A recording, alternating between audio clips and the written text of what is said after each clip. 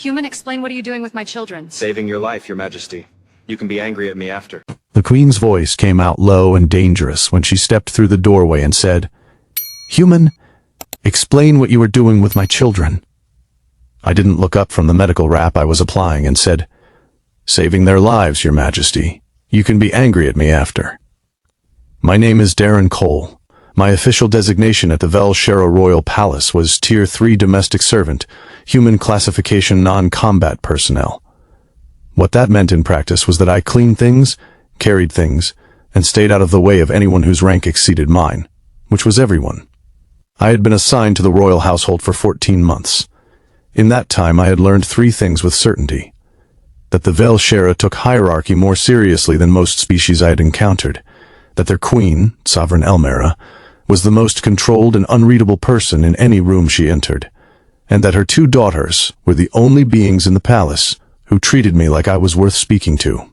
The elder daughter, Vel, was 9 years old by Vel'Shara reckoning, serious and curious in equal measure, always following me through the eastern wing, asking questions about Earth that I answered as honestly as I could. The younger, Kael, was 6, and had decided at some point in the first month that my shoulder was an acceptable place to rest her hand when she was thinking, which she did constantly. Neither of them had been told, apparently, that the human servant was not an appropriate conversation partner. I had not corrected them.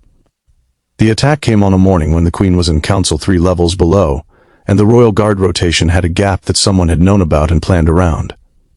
I know this because I later gave my complete account to the security division, and they went very quiet when they realized how much a Tier 3 domestic had noticed about their schedule vulnerabilities.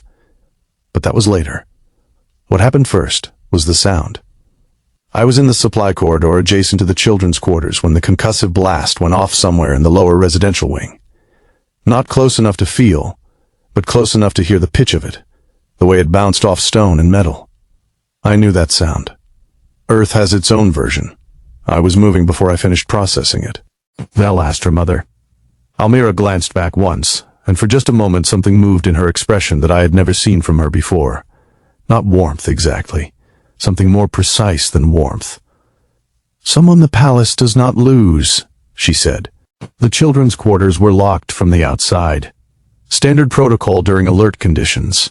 I had the service access code because someone had to bring their meals when the main corridors were closed, and Tier 3 domestics were given just enough access to be useful without being considered important enough to be a security risk. I got the door open. Vel was on her feet in the center of the room, standing in front of Kael with her small hands raised in what I recognized as the beginning of a Vel'Shara defensive posture. 9 years old, positioning herself between her sister and a threat she hadn't even located yet. Kael had a cut on her forearm from where she'd caught the edge of a shelf during the blast shock. It wasn't deep, but it was bleeding steadily, and her face was pale. "Darren," Vel said, and the relief in her voice cost her something. I could see her working to pull her composure back. "There was." "I heard it," I said. "Come here, both of you." I got them into the interior room, the one with no windows and reinforced walls. While the palace alert klaxons were still climbing in pitch outside, I had the emergency medical kit from the supply corridor. I carried it as a matter of habit. One of those earth instincts that had seemed excessive until this exact moment.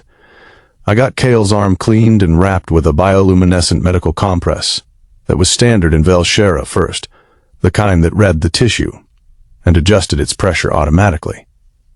Vel watched me work with those serious dark eyes. "You're not supposed to be in here," she said. "No," I agreed. "The service code is restricted to meal delivery." "Yes. You memorized it anyway." I looked up at her. "I always know where the exits are and how to get to the people I'm responsible for," I said. "It's a human thing." She considered this. Then she put her hand on my arm, the same gesture Kael always used, the resting weight of it, and she said, "I'm glad you are a human thing, Darren." I didn't have time to answer, because that was when the door opened. Ael'Mira came through it like a storm that had learned to walk upright. She was still in her council armor, the dark leather and engraved bronze of formal Vel'Shara authority, and she moved with the controlled speed of someone who had crossed 3 levels of a palace, in a state of contained terror, and was not going to let anyone see the terror part. She saw her daughters. She saw the blood on the compress. She saw me kneeling on the floor with a medical kit open beside me. Her eyes found mine. "Human," she said, "explain what you're doing with my children." I didn't look up from the final adjustment on the wrap. "Saving their lives, Your Majesty. You can be angry at me after." The silence stretched. Then Kale said, "He ran to us, Mother. When the sound happened, he ran to us first." Ael'Mira looked at her younger daughter, then at Vel, who gave a single precise nod that communicated everything. The Queen crossed the room in 3 steps and crouched down to look at the medical wrap on Kale's arm, her silver braids falling forward over her shoulder. She examined it with the focused attention she gave to everything. Her expression was unreadable. It was always unreadable. Then she said quietly, "The pressure calibration is correct." "I've had practice," I said. She stood. She looked at me for a long moment. The kind of look that felt like it was measuring something, running a calculation I didn't have the variables for. "Your service designation will be reviewed," she said. "Am I being removed?" I asked. "You are being reclassified," she said. "Tier 3 domestic is no longer an accurate description of what you are." She turned and spoke quietly into her comm security, flooding the corridor, the crisis resolving in the way that crises eventually do. Kale's hand found my shoulder in the familiar gesture and rested there, comfortable and certain. "What will his new designation be?"